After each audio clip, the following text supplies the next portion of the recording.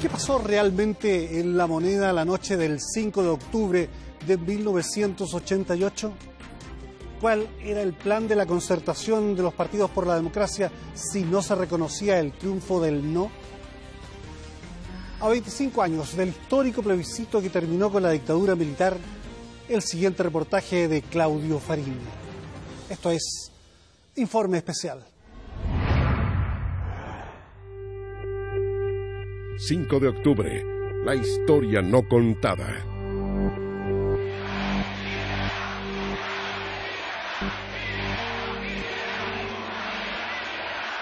Hoy nos hemos reunido los comandantes en jefe de las instituciones de las Fuerzas Armadas para nominar al ciudadano que va a llevar los destinos de Chile en el próximo periodo.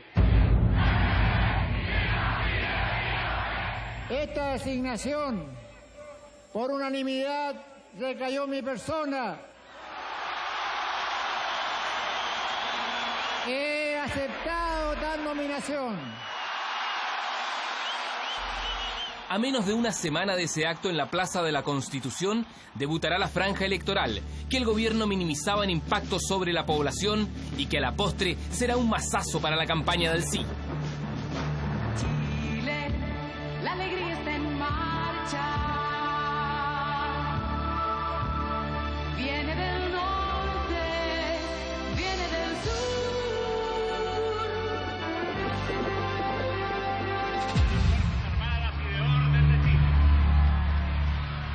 El general está a menos de un mes de su derrota en su penúltima cuenta pública al país. Y ahora, señoras y señores, queda con ustedes el presidente de la República, Augusto Pinochet Ugarte. General Augusto Pinochet Ugarte. Los ciudadanos, muchas gracias por haber concurrido acá. Es un mejor estímulo que recibo en estos momentos antes de entregar la cuenta al país. Muchas gracias. El gobierno está viviendo el mejor año económico de su historia. El país crece un 7%. El desempleo baja notoriamente. Se inauguran viviendas sociales por todo Chile. Y en la bonanza, el IVA se ha rebajado del 20 al 16%. Hace 10 días que por decreto se ha terminado el exilio en nuestro país. Un mes antes del plebiscito que también terminará con la dictadura. El gobierno dispuso a contar de hoy el término del exilio. El anuncio fue hecho por el presidente de la República aquí en el Palacio de la Moneda. Vuelvo hermoso, vuelvo bien, vuelvo con mi esperadura, vuelvo con mis armaduras, con mi espada, mi desvelo, mi tajante desconsuelo, mi presagio, mi dulzura, vuelvo con mi amor espeso, vuelvo en alma y vuelvo en hueso, a encontrar la patria pura al fin del último beso. Los chilenos van venciendo el miedo a la inscripción electoral en la misma medida que los partidos políticos van quedando inscritos oficialmente ese histórico año. Renovación Nacional en febrero, la Democracia Cristiana y el PPD en mayo, la UDI en octubre. 22.000 mesas dispuestas para recibir a 7.435.913 chilenos. La noche previa al plebiscito, un apagón generalizado siembra las dudas de un proceso que comienza con la vigilia de 12,5 millones de chilenos.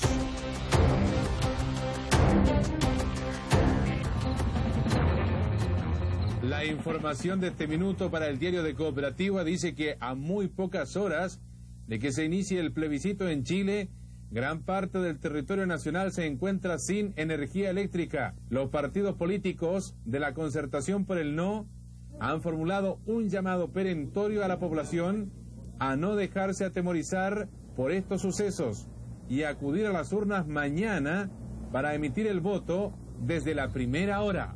Creo que quienes practican la violencia, de hecho, ayudan a Pinochet. Líderes opositores pasarán toda la jornada llamando a la calma y a la participación cívica. El gobierno apostando a la polarización de un escenario maniqueísta que al final del día no prosperará. La tropa de humanoides que se desataron por las calles aquí de Cuña Maquena, la Plaza Italia, etcétera, destruyendo y robando todo lo que encontraban. Esa es la gente del no. Así que los que quieran apoyar al no, eso es lo que van a tener en el futuro. Nunca se ha vuelto a ver una participación mayor. Fuera de los recintos de votación, miles de chilenos temen no poder ejercer su voto. En estos momentos el local se encuentra completamente lleno. Ese es el orden que tiene que haber aquí, con número de mesa. Al final no lo dejan ni votar. Primera vez en mi vida que yo veo este desorden. El comando del no se lo hace saber al general jefe de plaza. Una hora después se abren las puertas y baja la tensión. La gente habitualmente reclamaba y decía: digan la verdad. Televisión Nacional de Chile se apronta para una cobertura extensa, con un privilegio: tener línea directa con La Moneda y el Diego Portales. Seguimos en este salón plenario del edificio Diego Portales, que es el verdadero centro y corazón computacional del plebiscito realizado hoy en nuestro país. Un día se me acercó el director de prensa y me dice: mira, por favor comunícale a los editores y a los reporteros que desde hoy no se utiliza más la palabra no en los encabezados de las notas. Yo quedé sorprendido porque nosotros recibíamos todo tipo de órdenes, pero de ese nivel, algo tan absurdo, jamás. Nosotros sabíamos que era complicado, que iba a ser tenso en Televisión Nacional, que no teníamos credibilidad, que el público los momentos trascendentes lo iba a seguir o en otro canal o a través de las radios. Pero queríamos hacer algo digno porque el canal llegaba a todo Chile y tenía seguidores también. A las 7:33, el subsecretario del Interior entrega al país el primer cómputo oficial. El sí ganaba por 17 puntos al no. Sí. Sí. Hasta el momento arroja un 57.36% para el sí, un 40.54% para el no. Con una cantidad ridícula de mesas, entiendo que eran, no sé, 57, 60 mesas. Eso a mí ya me provocó una enorme preocupación, porque nosotros no teníamos un sistema de cómputos montado completo. La espera en el Diego Portales es tensa. 1.200 periodistas, entre corresponsales extranjeros y nacionales, esperan más información del ministerio. El primer cómputo ha sido sobre una escuálida porción de mesas. A media cuadra, a no más de 100 metros, la desesperación reinaba en el comando del no. Ahora que pasa es mejor para nosotros. Ahora que pasa. El momento de preocupación no parte con lo de Cardemil, que uno podría llegar y decir era ridículo. Eran las 8 de la noche, eran 70 mesas. La verdad es que nosotros teníamos muchísimo más. Entonces uno dice, bueno, pero lo curioso fue que en ese momento se van a desarrollar un conjunto de cosas muy preocupantes.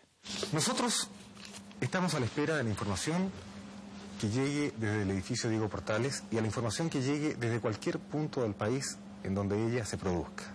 No queremos que usted deje de saber los cómputos oficiales cuando ellos se produzcan. Pero mientras ello no ocurra, queremos ofrecerles a continuación una serial que es una de las más afamadas.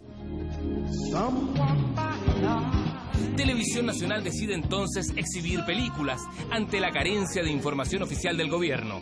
Este hecho gatilla la reacción de los líderes opositores que ya no pueden contener su nerviosismo. Y ahí entonces llamo a, como decía, a Genaro Arregada. Le digo, Genaro, tenemos que dar los cómputos. Entonces él me dice, no puedo porque nos comprometimos que íbamos a dar cómputos cuando tengamos el 10% escrutado. Y ahí se produjo una discusión un poquito intensa. Entonces al final me dijo, tengo que pedirle autorización a Elwin. Elwin estaba yendo a unos estudios de televisión. Yo voy a dar los informes que yo tengo. Tú no puedes, me dijo, porque el acuerdo es uno solo. Sí, pero es que si tú no los das, yo no puedo arriesgarme que los chilenos y el mundo piense que va ganando el sí. Porque eso no es cierto. El no ya ganó. Y estando en la carretera oyes un pip pip. La televisión empezó a transmitir monitos animados. Nosotros en ese momento decidimos dar a conocer nuestro primer cómputo. fue exacto. Y sobre una suma que debió haber bordeado los 200.000 votos. Lo curioso fue que salvo 4 o 5 radios, entre las cuales estaba la Cooperativa, la Chilena, la Radio Carrera, la Radio Nuevo Mundo, la Radio Santiago, nadie nos recogió. Y la televisión simplemente ignoró la conferencia de prensa. Región de Antofagasta, mesa solo de varones. Hasta mediodía todo había sido perfecto, despachos de distintos lugares, el canal no había hecho cuestión respecto de los entrevistados en directo, se había abierto de que se podía entrevistar a personeros de oposición, pero después de los primeros despachos de cómputos comenzaron los problemas. Al principio ganaba el sí según el comando del sí, y eso generó optimismo y cierta alegría en ciertos ejecutivos de Televisión Nacional. Pero a los pocos minutos, los otros medios y también nosotros empezamos a informar que el no alcanzaba al sí y que el no empezaba a ganar. En las calles, la falta de datos e información y los rumores comienzan a complicar la labor del comandante de la guarnición militar de Santiago. Se empezaba a producir una efervescencia, ¿no es cierto?, que podía reventar en cualquier momento. Y entonces yo tenía previsto ya tener carabineros en la calle y no quería emplear tropas. Carabineros está entrenado, está preparado para enfrentarse a disturbios. La tropa está entrenada para atacar. Entonces es muy diferente el reaccionar de un carabinero, ¿no es cierto?, que tiene medio, escudo, gases lacrimógenos, a la que tiene un militar que está acostumbrado, está entrenado para combatir. Ante un pedazo, pegó un balazo. Bueno, yo esperaba que se hicieran los comunicados como estaban previstos, se fueron atrasando, pasando las 9, las 10, las 11, hasta las 12 de la noche que dieron los comunicados. ¿A usted se le complicaba la cosa? Se me complicaba. ¿Por qué? Porque la gente a lo mejor estaba pensando, ¿no es cierto?, que le estaban desconociendo el triunfo del no. Y eso podía producir cualquier problema, un estallido, ¿no es cierto?, que a medida que van pasando las horas se va poniendo más complicado para poder reprimirlo. Los temores del general se acrecientan porque a las 8 de la tarde el gobierno sigue dando por ganador al sí, pero sin que recorre los locales de votación, constata una realidad diametralmente opuesta. Nosotros teníamos ya el control de todas las mesas de la región metropolitana, bueno, nosotros teníamos el control de los recintos electorales y ahí teníamos nosotros ya los cómputos claros y llevamos todas unas planillas en la comandancia de guarnición y ahí estábamos claros que el plebiscito aquí en Santiago por lo menos se había perdido por más de 300.000 votos. ¿Eso era a las 7 de la tarde? Sí, entre 7 y 8 de la tarde. Mientras el general Sinque cumple estrictamente con las instrucciones de un operativo que viene ideando con muchos meses de antelación, en el Palacio de la Moneda, el general Pinochet y sus ministros comienzan a sacar cuentas y proyecciones. Hernán Vigi y Sergio Melnik, calculadora en mano, suman, restan y dividen. Son las 8 de la tarde. Estábamos en una mesa y en una sala, de repente saca una computadora, Melnik, y dice, mire, estamos aquí, allá, falta tanto por votar, estamos mal. Y estaba por dicho, se lo dijo directamente. Y Pinochet, como te digo, silencioso, dijo, bueno, así son las cosas de la vida, se paró y se retiró. Y después yo no lo vi en un buen rato más.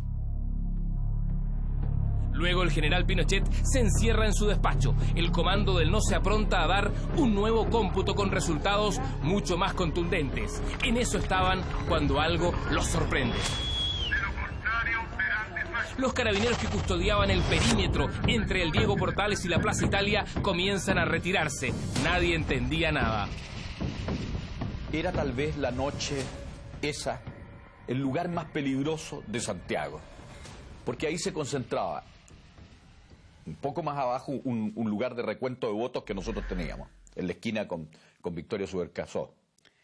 Después estaba en la esquina de Las Tarrias, con la Alameda del Comando del No. Después al frente, en el edificio de Diego Portales, estaban todos los periodistas extranjeros que acudían a las oficinas de cómputo del gobierno. Y estaba, por decirlo de alguna manera, estaba ahí el comando del sí. Y en ese lugar de repente desaparecieron totalmente los carabineros, lo que me pareció una irresponsabilidad, una provocación, pero sobre todo nos pareció que era un cuadro muy preocupante.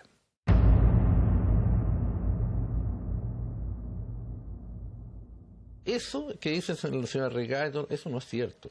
Aquí no se ha retirado, no hubo ninguna orden de retirar los medios. Ahora, si hubo reducción, tuvo las cosas dentro del plan porque la gente se fue a sus casas, se fue retirando y se fue reduciendo las dotaciones pensando en el día siguiente. Estoy seguro que no dice la verdad, porque yo es lo que vi.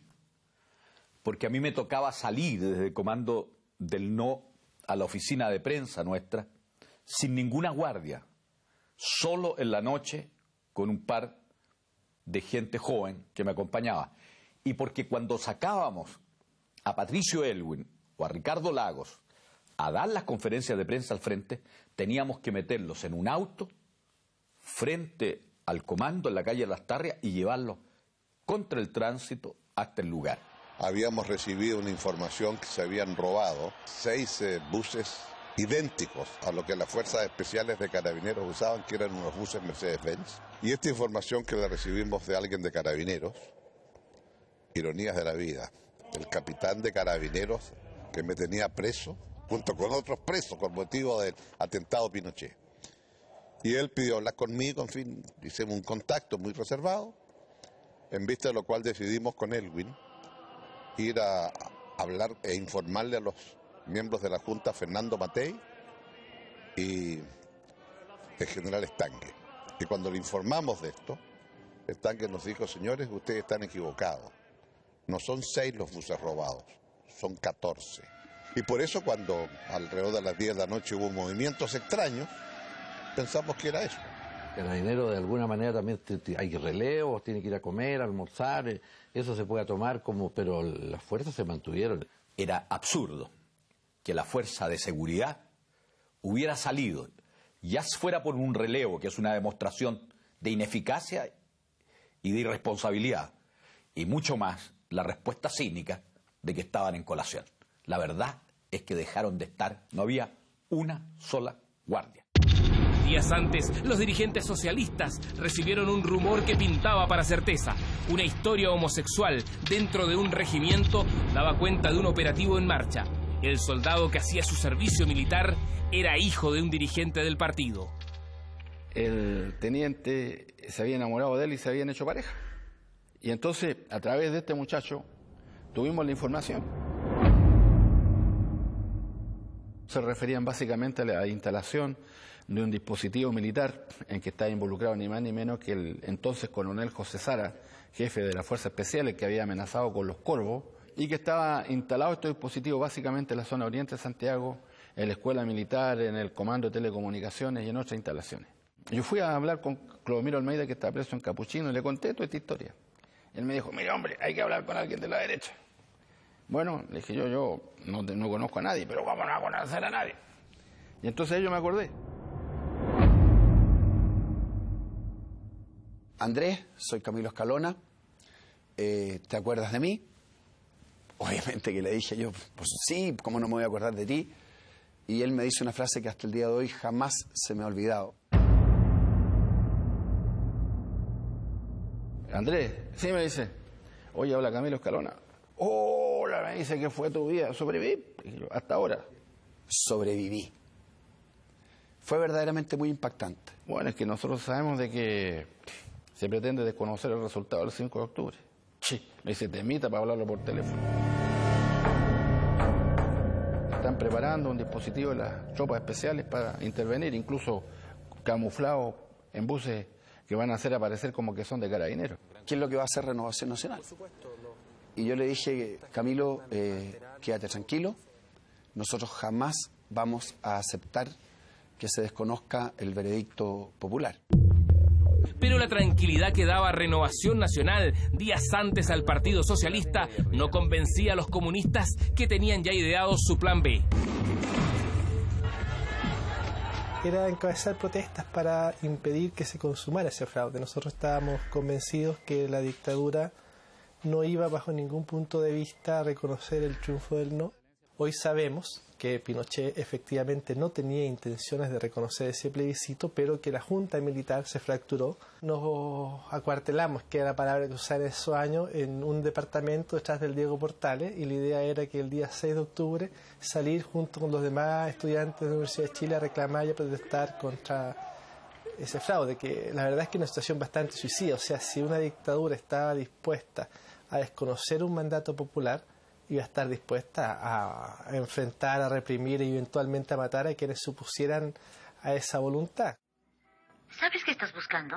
Una buena mujer, un auto rápido. A las 9 de la noche los canales siguen transmitiendo películas que eventualmente interrumpen para dar extras informativos que en todo caso poco o nada tienen que ver con el plebiscito. ¡No se suelte! El emperador Hirohito, que seguía con una fiebre muy alta, tuvo esta noche una hemorragia rectal que obligó a los médicos a hacerle una nueva transfusión de 230 centímetros cúbicos de sangre. El asunto se puso color de hormiga cuando a las 10 de la noche hay un segundo cómputo en que, si bien disminuye la distancia del sí respecto del no, el sí aparecía ganando. Y en Renovación Nacional ahí se nos prendieron absolutamente todas las luces, ya pasamos de luz amarilla a luz roja. Hemos completado 18 horas en el aire. Más o menos a esa hora, las vías de comunicación entre el Palacio de la Moneda y los canales de televisión se interrumpen. Yo sospeché que la cosa venía mal, porque había 3 centrales o 3 terminales de computación. Uno en La Moneda, otro en el Diego Portales y otro en Televisión Nacional,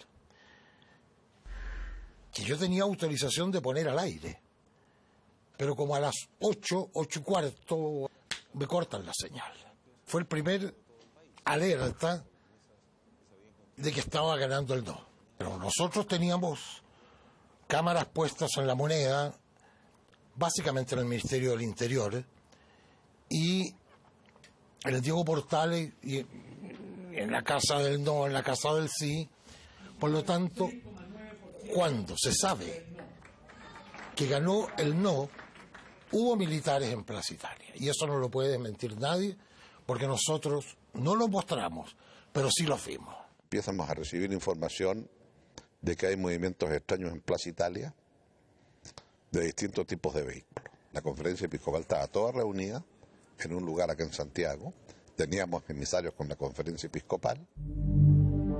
Pero no solo la conferencia episcopal era la contactada por la oposición, también el cuerpo diplomático acreditado en Chile y conspicuos partidarios de la dictadura en días previos. Vamos a hablar con Jaime Guzmán. Ahí le preguntamos, bueno, ¿y qué va a pasar si nosotros ganamos el plebiscito? ¿Cuáles son las posibilidades de un golpe? Él pensaba, digo casi textual, que los golpes no eran ni buenos ni malos, eran viables o inviables, y que en este caso veía absoluta inviabilidad de un golpe, porque el golpe sería ¿contra qué? Contra la propia Constitución que ellos habían generado. Entiendo que Pinochet llamó a los comandantes en jefe de la Junta para revocar el plebiscito, para que no tuviera efecto. Y vi cuando entraron doña Lucía con su hija mayor y lo recriminaron. Eso lo alcancé a ver. Se metieron al Ministerio del Interior, donde Sergio Fernández, yo tenía una cámara, o sea, algo alcancé a escuchar, pero no me dejaron sacar al aire, sacaron al camarógrafo, pero los gritos eran grandes. Una gritadera espantosa. Seguramente hubo carterazos. ¿A quién? A Fernández. Desapareció el director del canal, el director de prensa, el jefe de prensa, no había nadie. Entonces tuvimos que seguir nosotros, como producción, improvisando y utilizando algunas cosas que no habían sido emitidas y que habíamos preparado para antes del momento que la responsabilidad la asumiera prensa. Vamos ahora a la Casa Regional del CIA, aquí en Santiago, y está Jorge Abuatba. Adelante, Jorge. Gracias, Darío. Buenas noches. Cuando son ya pasadas la medianoche, exactamente las 0 horas con 10 minutos, va a dar a conocer nuevos cómputos reunidos por su entidad. La casa del sí cerró, la del no también, se fueron todos al edificio Diego Portales a esperar los cómputos no los daban nunca y no teníamos a quién poner. Me acuerdo que estaba transmitiendo por horas, ya Juan Guillermo Vivados, tenía que entrar César Antonio Santi, no entraba nunca, finalmente no entró, estando en el canal, y esto era un caos. Trabajando para usted en este día 5 de octubre de 1988. Lo mandé a buscar varias veces. Y vine a prensa, no había nadie en prensa. El director ejecutivo, que era un coronel de ejército, Carlos Krum, decide tomar el control de la transmisión. Y ahí nosotros en prensa perdimos absolutamente el poder de decisión. Subió a la sala de dirección, toma el control y dice: ahora vamos a ir al comando del sí. El periodista que está allá le informa que no hay nuevas informaciones, que tenía el cómputo anterior. Le exige volver a repetirlo. Y a continuación restringe hacer despachos desde los lugares de votación donde se estaban ya leyendo los cómputos en voz alta, y a los pocos minutos pide que de nuevo se vaya al comando del sí, donde tampoco había más información. Y producto de eso, nosotros los que estábamos dirigiendo esto nos dimos cuenta que la cosa se venía muy difícil y optamos por retirarnos silenciosamente y dejamos al coronel Krum absolutamente que haga lo que él estime conveniente, porque él era un hombre muy enérgico y ejercía autoridad militar en el canal. Televisión Nacional a esa hora poco o nada tenía que hacer. Se debatía entre seguir rellenando o cortar las transmisiones. Caminando hacia el estudio dije: ¿por qué no cierro la transmisión? Y nos vamos todos. Yo ya me había ido del canal, además. Y entendí que Televisión Nacional de Chile llegaba a todo el país y la gente tenía derecho a conocer el cómputo final. Por señal interna se siguen recibiendo imágenes de lo que está ocurriendo en el Palacio, pero nada se puede transmitir. En la escuela militar el general Ballerino, con 5.000 hombres acuartelados, encabeza la agrupación de militares más grande que se recuerda en la historia. 2 batallones blindados, estaban todos los vehículos de MOWAT de personal, estaba la escuela de infantería completa, la escuela de paracaidistas completa, la escuela de comandos completa, batallón de la escuela de infantería. Claro, pues sí, es la agrupación más grande que se ha formado en Chile. Y la misión que yo recibí fue impedir que no se pudieran efectuar el plebiscito del sí y el no. Y por lo tanto, toda otra versión es absolutamente falsa. El general Ballerino hace el alcance porque, según versiones del comando del no, en la desesperación de su derrota, el oficialismo comienza a idear un autogolpe. Algunos ministros estarían detrás de la idea. Claro, que me decían que yo ya había llamado a Lucho Cordero, y Lucho Cordero para sacar a la huesta del sí, entonces la huesta del sí se unían con la huesta del no y chocaban y había estado sitio. Yo digo, eso es impensable, yo nunca llamé a Lucho Cordero y además Lucho Cordero no sé qué es lo que habría podido haber hecho. Nosotros, yo la verdad es que teníamos un movimiento poblacional muy fuerte, había una adhesión muy fuerte, pero estuvo muy lejos de que yo hubiera llamado a esas cuestiones. Realmente me llega a dar risa, o sea, es mentira, no es verdad. El gobierno se paraliza y hay un periodo de 4 o 5 horas en que se detienen los cómputos, los dirigentes están todos encerrados, conversando qué hacer, peleados entre ellos, y de repente alguien gana. Yo creo que el general Pinochet, como comandante en jefe del ejército, debe haber estado tranquilo con que sus tropas estaban acuarteladas, que el número eran lo suficiente como para poder enfrentar cualquier intento, ¿no es cierto?, de subvertir el orden público. Teníamos un plan de emergencia que era muy precario. Era que no durmieran en su casa ese día, que tuvieran un lugar donde ir a refugiarse ante una eventualidad, como el desconocimiento del resultado, que iba a ser unas circunstancias terribles, de estar en condiciones de concurrir a una casa que no fuera su casa habitual, para que no se produjera nuevamente una estampida, digamos, un desorden, un caos como el que se generó en las fuerzas populares y democráticas el aciago 11 de septiembre del año 73. ¿El asilo era una alternativa? Yo creo que había personas que lo pensaban. No descarta la posibilidad que pueden haber existido algunos escenarios post-plebiscito que pueden haberse estudiado a nivel no político. El sector civil del gobierno no tenía conocimiento. Y yo te diría que al final del día el sector civil de gobierno, al momento de que hubiera existido claramente una posibilidad de esa naturaleza, no habría estado en el gobierno. A esa hora la desesperación y la incredulidad comienzan a cundir también en el oficialismo. Renovación Nacional se contacta con el Ministerio del Interior. Del otro lado de la línea, la respuesta es temeraria e insólita. Carlos Goñi anuncia un nuevo cómputo más consolidado, pero a favor de Pinochet. Son más de las 11 de la noche.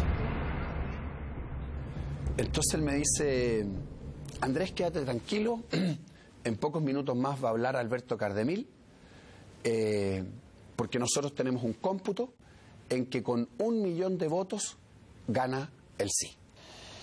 Yo le dije: mira, eso es una locura, lo que ustedes están haciendo es una irresponsabilidad, y te advierto que nosotros no lo vamos a aceptar. Si ustedes hacen eso, nosotros vamos a hacer ver que se está falseando el resultado del plebiscito. A esa misma hora, en la Concertación, se vivía otro conflicto. El triunfo era certero, pero ¿cómo se evidenciaba? Que lo que decía, bueno, si ganamos, salimos a las calles para defender la victoria. El problema era que si se quería defender la victoria, eso iba a ser usado como pretexto para un baño de sangre y una represión. Ya lo estaba anunciando Pinochet cuando decía que había por ahí enmascarados armados. Entonces, la idea fundamental es, se gana y se celebra en las casas. La aparición del general Pinochet en televisión, bien avanzada la noche para advertir peligros en el proceso electoral, genera alarma en la oposición.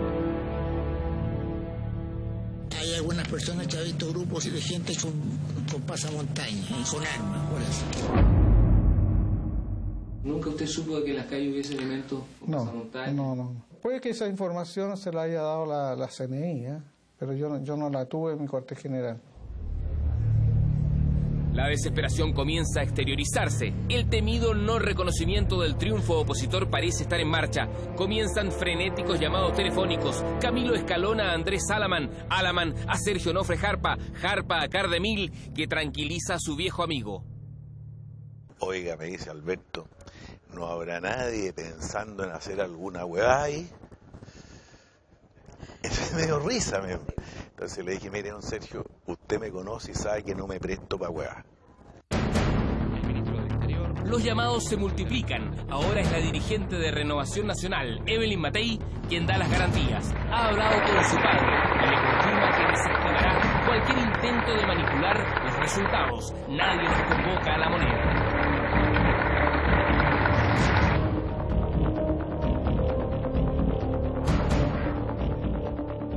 Y es grave a nosotros los militares atribuirnos la intención de fraude. Realmente nosotros hemos jurado solemnemente cumplir y respetar, y hemos cumplido, tal como decía, cada uno de los pasos. Nosotros teníamos una idea de finales abiertos para esa jornada. El atraso de los propios datos que se generaban en el Ministerio del Interior fueron simplemente una manipulación de el tiempo por parte del subsecretario del Interior. Se podía desarrollar una situación de desobediencia civil donde el propio gobierno quedaba sin itinerario y tenía que dar un golpe sobre la base de un fraude electoral, un nuevo golpe dentro de las Fuerzas Armadas, como fue el descabezamiento cuando modificaron el Estado Mayor de la Fuerza Aérea y además como fue antes con los asesinatos de Bonilla y el general Lutz. El presidente el plebiscito lo perdió, se sentó. Le voy a pedir que espere a una reunión de la Junta, porque mis electores son los comandantes en jefe. Esperé tensamente, tenía el chofer con el auto de un auto Chevrolet Café que tenía andando, y yo con la carpeta debajo del brazo, esperando en la Puerta de la Moneda que terminara esa reunión de los comandantes en jefe. Estaba preocupado, porque a mí me habría gustado que todo este proceso hubiera sido mucho antes, obviamente. Pero las cosas son como son, no como uno quiere que sean. En el Palacio de la Moneda, Ricardo Coya nos espera y esta es su información. Gracias, Darío. Para señalar de que hace algunos minutos ingresaron a la sede del gobierno los integrantes de la Junta de Gobierno.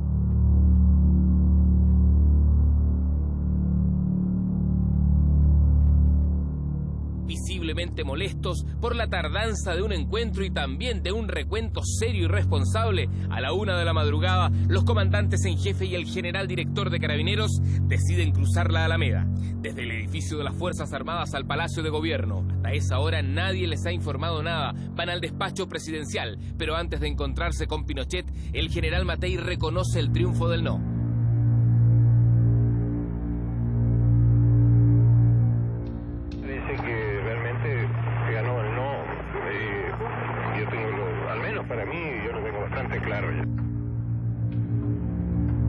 Fue como sacarle una espoleta a la bomba, dirá tiempo después.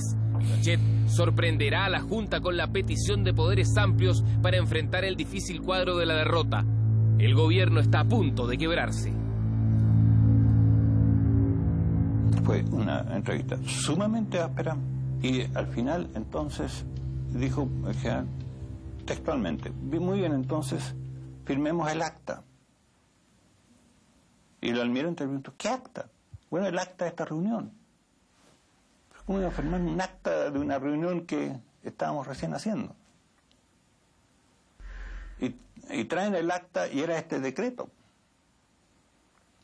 Y entonces ahí, sí que cuando lo vi yo lo tiré al suelo y dije: ¿qué se han imaginado? ¿Quisieron engañarlo haciendo creer? No digo nomás, fue así. Hechos. No digo que pretendan. Ahora, la respuesta es: ahora sabemos por qué no querían que fuéramos antes a la Moneda. Porque el almirante y yo todos queríamos ir antes. No estaba listo el papel todavía.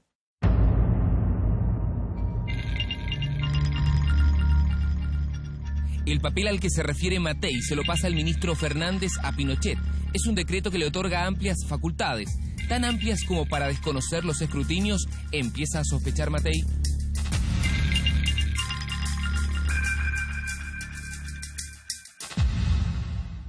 General, cuando usted se niega a firmar esa acta, ¿lo recriminan?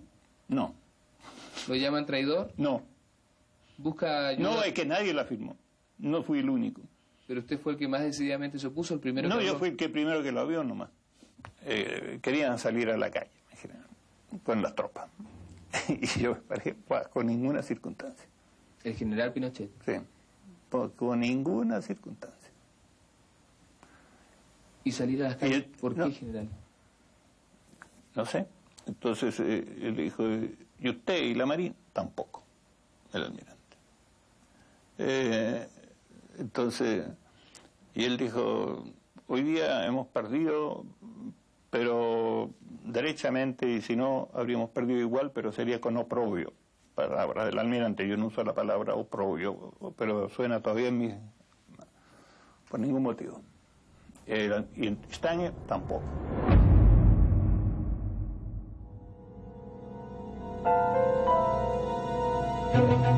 El almirante Merino, compañero de Pinochet desde la infancia en los Padres Franceses. El único que lo acompaña en la Junta de Gobierno desde el golpe del 73. El que de hecho le dio el ultimátum para que se sumara al derrocamiento de Allende. El único que lo tutea. Decide en esa noche de angustia contenerlo en vez de apoyarlo. A las 11 de la mañana llegó el almirante en retiro José Toribio Merino, con quien sostuvo un informal y festivo diálogo. Pura vitamina. Vitamina C.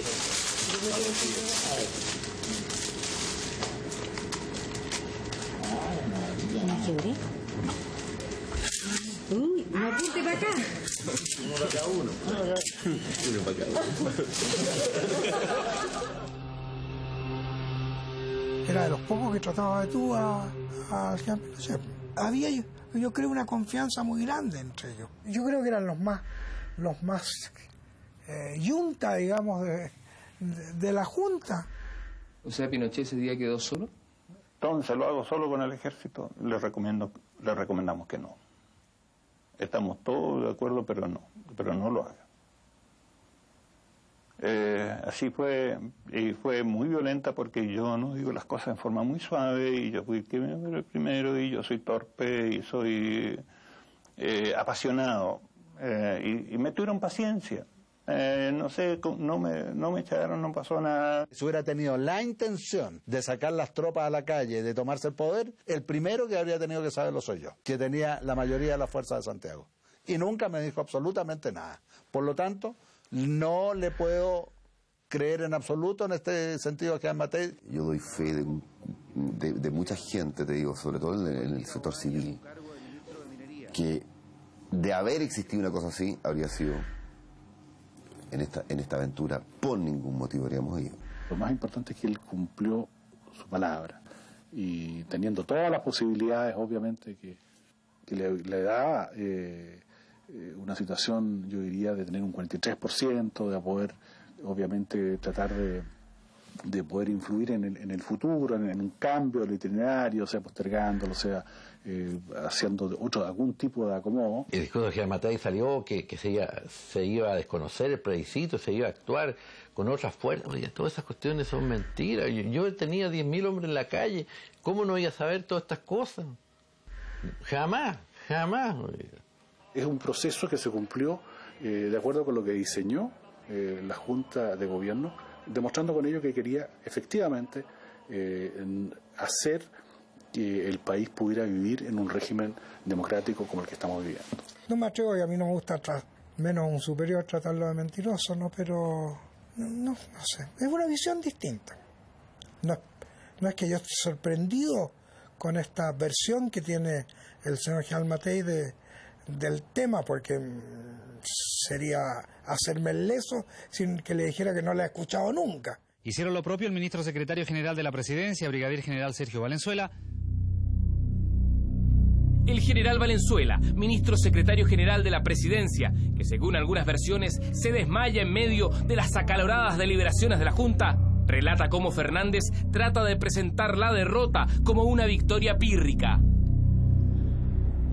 El ministro Sergio Fernández trató de partir un poco diciendo una cosa que no es mentira, que si bien es cierto, no es menos cierto que después de 12 años tener un resultado de esa naturaleza era espectacular. No fue un triunfo. El general Matei entonces contraataca a Fernández con ironía. Si los resultados son tan buenos, ¿por qué no sacan la champaña? El general Pinochet pregunta entonces cómo le ha ido en Iquique, ciudad que quiere mucho y donde vivió y fue intendente en tiempos de Frei Montalva. Como que se le cae un poco la cara diciendo que ingrato a este pueblo, ¿no es cierto? ¿Qué había pasado en Iquique? También alguien miró las estadísticas, primera región, se perdió. Malagradecido el país. Subí N veces arriba a sus dependencias, ¿no es cierto? Lo vi tranquilo, no le digo que lo vi feliz, ni mucho menos apanucado de haber estado, ¿no es cierto? Pero en ningún momento, no sé, pues, preparando alguna cosa. Pinochet abandona la Junta cerca de 1:15 de la madrugada. 20 minutos más tarde, Cardemil entregará el último cómputo. El comando del no puede irse a dormir tranquilo. Sobre un total de 15.960 mesas ya escrutadas, lo que da una tendencia nacional de un 44.34% para el sí y un 53.31% para el no. Esa ha sido la información, el tercer escrutinio que ha entregado el subsecretario del Interior, Alberto Cardemil. Vamos a repetir. De repente sentí yo un estampido, un estruendo, y me sorprendí y miré porque no veía a nadie ahí que decía nada. Bueno, era el equipo de la concertación, la gente de la concertación, que funcionaba ahí mismo, cerca del Diego Portales. más que un crimen político, habría sido una estupidez política sin nombre. Era una especie de golpe, de segundo golpe, de autogolpe, que no habría durado un minuto, porque toda la repulsa internacional y nacional habría sido gigantesca.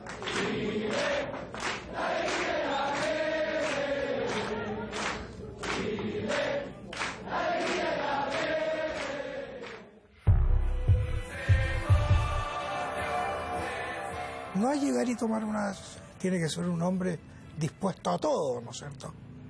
Porque con toda legitimidad el pueblo hubiera reclamado su triunfo, era su triunfo. Y ahí sí que usted tiene al pueblo en la calle y todo lo más. Y esta gente no era muy tranquila.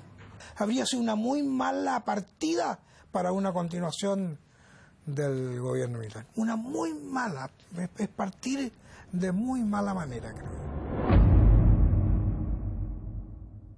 Tuvimos ásperas discusiones, que son entre hombres. Somos soldados, no somos marionetas. Yo nunca fui una marioneta de nadie. Nosotros estuvimos un año más juntos, trabajando. Si el plebiscito no terminó, después seguimos. También, muchas veces de acuerdo, muchas veces lo apoyé, muchas veces estuvimos de acuerdo. Y otras veces en algunas cosas que para él eran muy, muy importantes, estuvimos en desacuerdo y yo no firmé y me puse tieso nomás. El notario firma al final. El notario firma la escritura al último.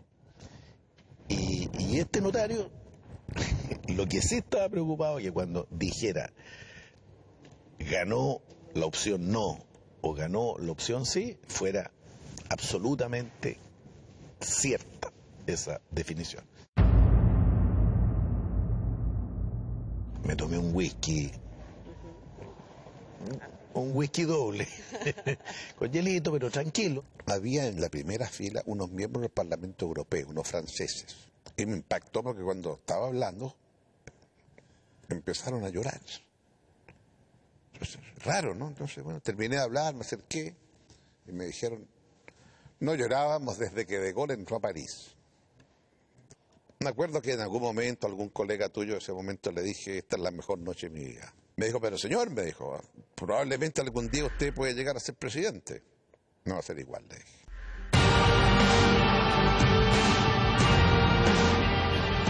$18 millones había gastado el gobierno en la campaña del sí, en ese que fue el mejor año de toda la dictadura en términos macroeconómicos.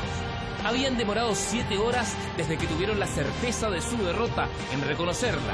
Los contenidos festejos del no saldrían 2 días después a la calle.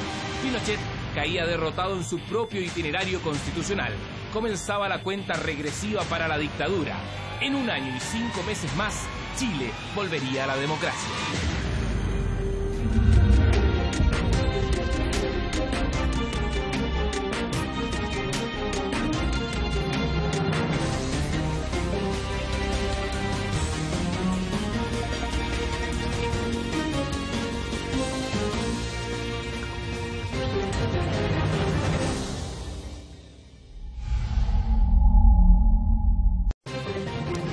¿Qué pasó realmente en La Moneda la noche del 5 de octubre de 1988? ¿Cuál era el plan de la concertación de los partidos por la democracia si no se reconocía el triunfo del no? A 25 años del histórico plebiscito que terminó con la dictadura militar, el siguiente reportaje de Claudio Farín. Esto es Informe Especial. 5 de octubre, la historia no contada.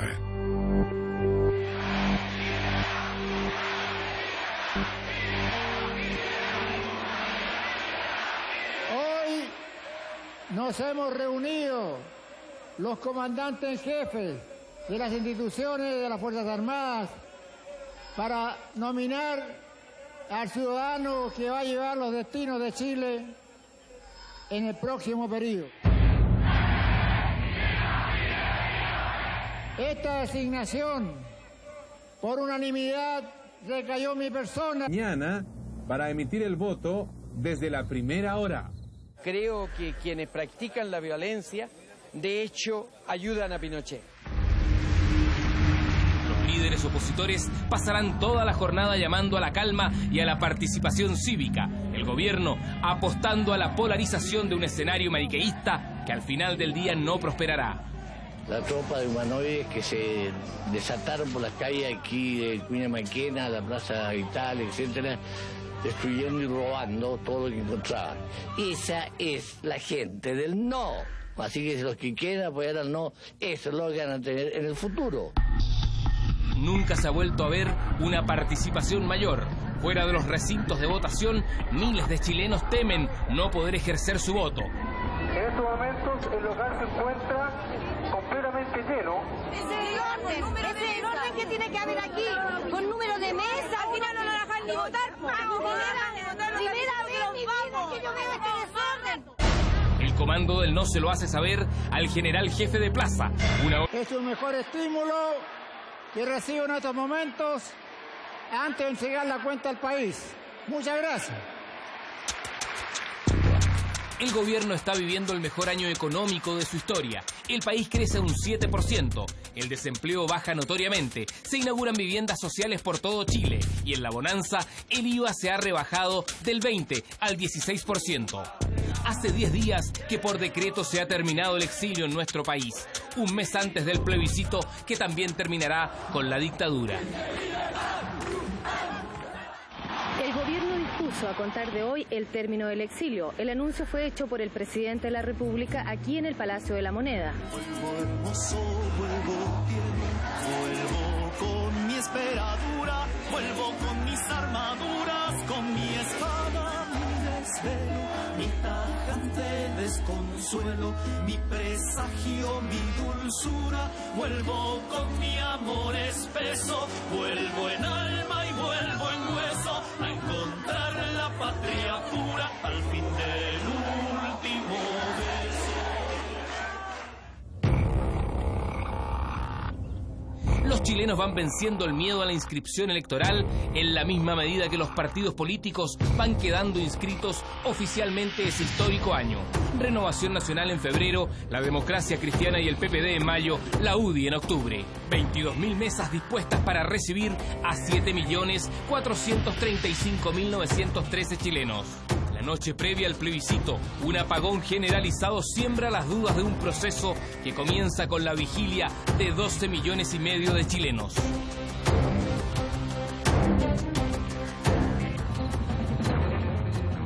La información de este minuto para el diario de Cooperativa dice que a muy pocas horas de que se inicie el plebiscito en Chile, gran parte del territorio nacional se encuentra sin energía eléctrica. Los partidos políticos de la Concertación por el No han formulado un llamado perentorio a la población a no dejarse atemorizar por estos sucesos y a acudir a las urnas mañana.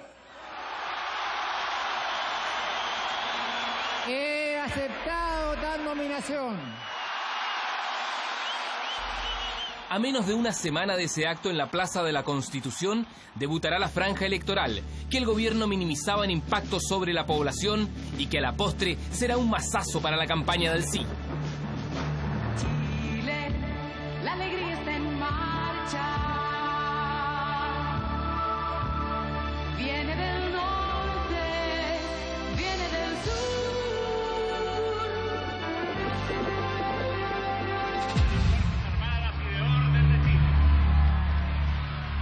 El general está a menos de un mes de su derrota en su penúltima cuenta pública al país. Y ahora, señoras y señores, queda con ustedes el presidente de la República, Augusto Pinochet Ugarte. General Augusto Pinochet Ugarte. Los ciudadanos, muchas gracias por haber concurrido acá